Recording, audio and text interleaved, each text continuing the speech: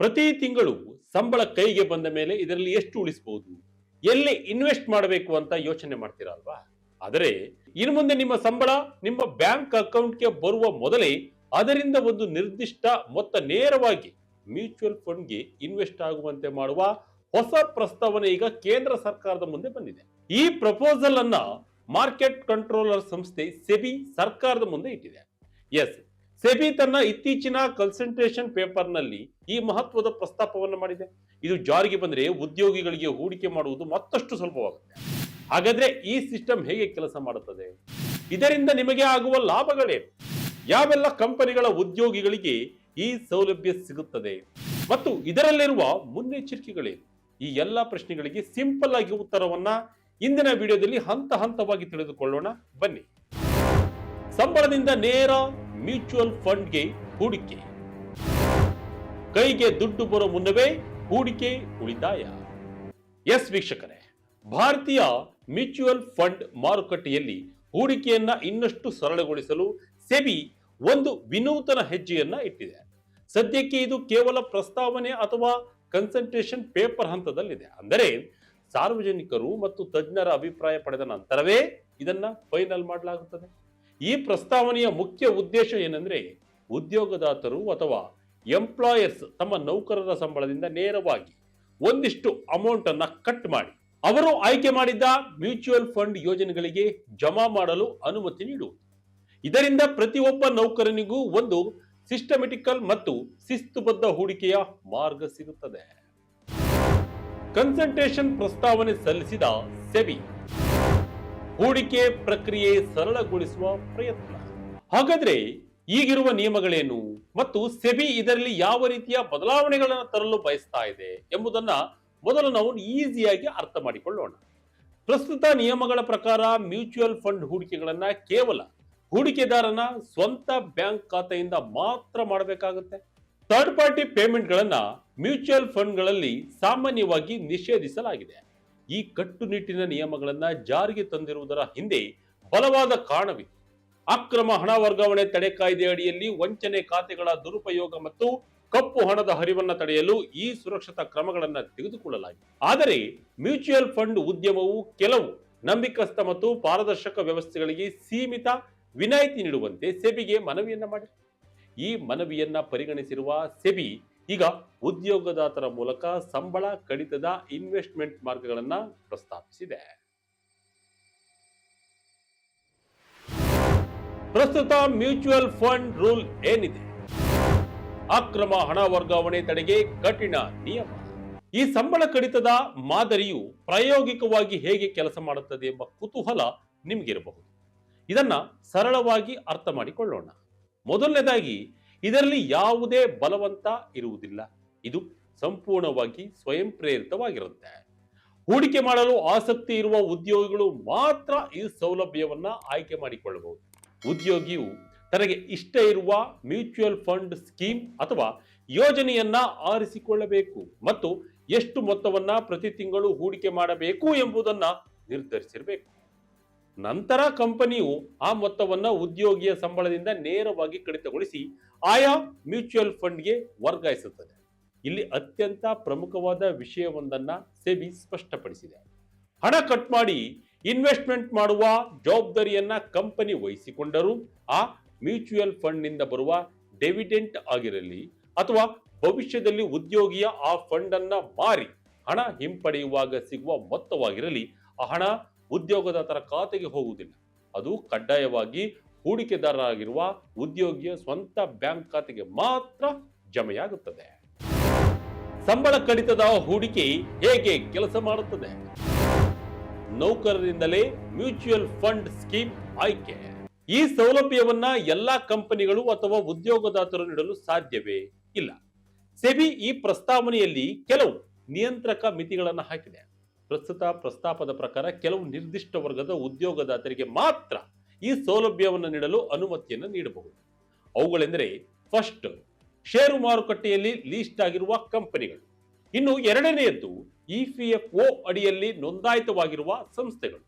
ಇನ್ನು ಮೂರನೇದಾಗಿ asset management ಕಂಪನಿಗಳು ಅಥವಾ ಮ್ಯೂಚುವಲ್ ಫಂಡ್ ಸಂಸ್ಥೆಗಳಿಗೆ ಅನುಮತಿ ನೀಡುವ ನಿರೀಕ್ಷೆ ಇದೆ. ಬಹುತೇಕ ದೊಡ್ಡ ದೊಡ್ಡ ಕಂಪನಿಗಳು ಇಪಿಎಫ್ಒ ಅಡಿಯಲ್ಲಿ ಬರುವುದರಿಂದ ಪ್ರಮುಖ ಕಂಪನಿಗಳಲ್ಲಿ ಇದು ಜಾರಿಗೆ ಬರುವ ನಿರೀಕ್ಷೆ ಇದೆ.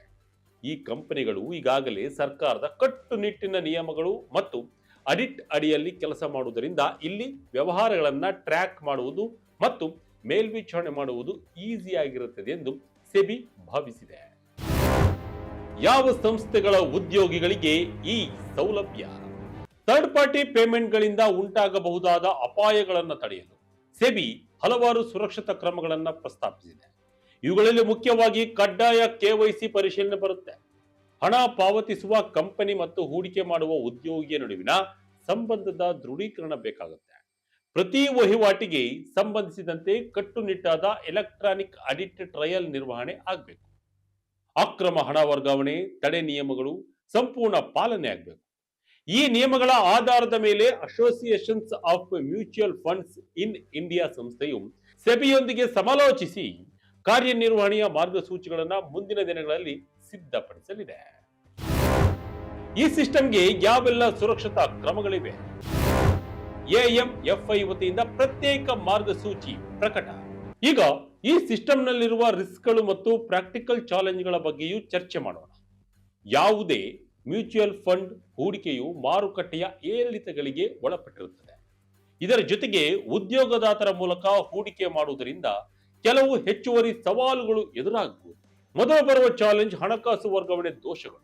ವೇತನ ಕಡಿತದಲ್ಲಿ ಅಥವಾ ಹಣವನ್ನ ಮ್ಯೂಚುವಲ್ ಫಂಡ್ ಕಂಪನಿಗೆ ತಲುಪಿಸುವಲ್ಲಿ ಏನಾದರೂ ತಡವಾದರೆ ಅಥವಾ ತಪ್ಪುಗಳು ಸಂಭವಿಸಿದರೆ ಅದು ಹೂಡಿಕೆಯ ಪ್ಲಾನ್ ಮೇಲೆ ಪರಿಣಾಮ ಬೀರಬಹುದು. ಇನ್ನು ಎರಡನೇದಾಗಿ ದಾಖಲೆಗಳ ನಿರ್ವಹಣೆ. ಕಂಪನಿ ಅಥವಾ ಮೂರನೇ ವ್ಯಕ್ತಿಯ ವೆಂಡರ್ಗಳು ದಾಖಲೆಗಳನ್ನು ಸರಿಯಾಗಿ ನಿರ್ವಹಿಸದಿದ್ದರೆ ಭಿನ್ನಾಭಿಪ್ರಾಯಗಳು ಮೂಡಬಹುದು. ಇನ್ನು ಮೂರನೇದು ನೌಕರಿ ಬದಲಾವಣೆ.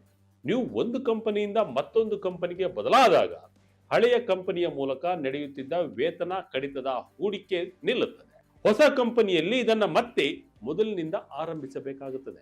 ಇನ್ನು ನಾಲ್ಕನೇದು ಚಾಲೆಂಜ್ ಅಂದ್ರೆ ಇನ್ವೆಸ್ಟ್ಮೆಂಟ್ ನೂಕುನುಗ್ಗು.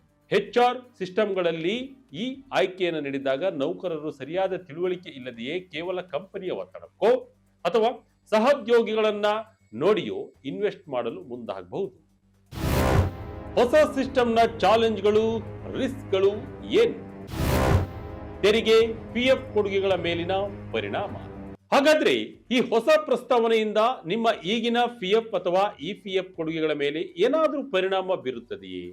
ಖಂಡಿತ ಇಲ್ಲ. EPF ಎಂಬುದು ನಿವೃತ್ತಿಗಾಗಿ ಇರುವ ಒಂದು ಶಾಸನಬದ್ಧ ಮತ್ತು ಕಡ್ಡಾಯ ನಿಧಿಯಾಗಿದೆ. ಸೆಬಿ ಪ್ರಸ್ತಾಪಿಸುತ್ತಿರುವುದು ಕೇವಲ ಒಂದು ಸ್ವಯಂ ಪ್ರೇರಿತ ಮತ್ತು ಹೆಚ್ಚುವರಿ ಹೂಡಿಕೆಯ ಅವಕಾಶವನ್ನು ಮಾತ್ರ. ಹಾಗಾಗಿ ಇದು ನಿಮ್ಮ PF ಕಡಿತದ ಮೇಲೆ ಯಾವುದೇ ನೇರ ಪರಿಣಾಮ ಬೀರುವುದಿಲ್ಲ. ಒಂದು ವೇಳೆ ನಿಮ್ಮ ಕಂಪನಿ ಈ ಸೌಲಭ್ಯವನ್ನ ಜಾರಿಗೆ ತಂದರೆ ನಿಮ್ಮ EPF ಕಡಿತವಾದ ಬಳಿಕ ಕೈಗೆ ಬರುವ ಸಂಬಳದಿಂದ ಈ ಹೂಡಿಕೆಯನ್ನ ಕಡಿತಗೊಳಿಸಲಾಗುತ್ತದೆ. ಇನ್ನು ತೆರಿಗೆಯ ವಿಷಯಕ್ಕೆ ಬಂದರೆ ಮ್ಯೂಚುವಲ್ ಫಂಡ್ ಹೂಡಿಕೆಗಳ ಸಂಬಳ ಕಡಿತದ ಮಾರ್ಗವನ್ನ ಬಳಸುವುದರಿಂದ ಯಾವುದೇ ವಿಶೇಷ ಅಥವಾ ಹೆಚ್ಚುವರಿ ತೆರಿಗೆ ವಿನಾಯಿತಿಗಳು ಸಿಗುವುದಿಲ್ಲ. ಇದು ಕೇವಲ ಹೂಡಿಕೆಯನ್ನ ಸುಲಭಗೊಳಿಸುವ ಒಂದು ಆಡಳಿತಾತ್ಮಕ ಸೌಕರ್ಯವಾಗಿದೆ ಅಷ್ಟೇ.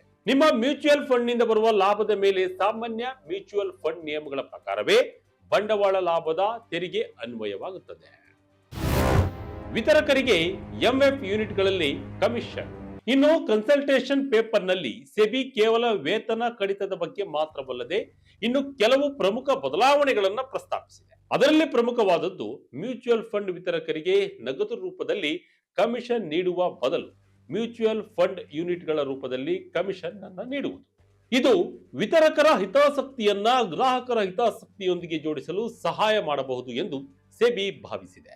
ಆದಾಗ್ಯೂ ಇದರಿಂದ ಹೂಡಿಕೆದಾರರಿಗೆ ತಪ್ಪು ಮಾಹಿತಿ ನೀಡಿ ಸ್ಕೀಮ್ಗಳನ್ನ ಮಾರಾಟ ಮಾಡುವ ಅಪಾಯ ಹೆಚ್ಚಾಗುತ್ತದೆ ಅಥವಾ ಆಸಕ್ತಿಗಳ ಸಂಘರ್ಷ ಉಂಟಾಗುತ್ತದೆಯೇ ಎಂಬುದರ ಬಗ್ಗೆಯೂ ಸೆಬಿ ಸಾರ್ವಜನಿಕರ ಅಭಿಪ್ರಾಯವನ್ನ ಕೇಳಿದೆ. ಜೊತೆಗೆ ಮ್ಯೂಚುವಲ್ ಫಂಡ್ಗಳಿಗೆ ಲಿಂಕ್ ಆದ ಸಾಮಾಜಿಕ ದೇಣಿಗೆ ವ್ಯವಸ್ಥೆಯನ್ನ ತರುವ ಬಗ್ಗೆಯೂ ಸೆಬಿ ಚಿಂತನೆಯನ್ನ ನಡೆಸ್ತಾ ಇದೆ.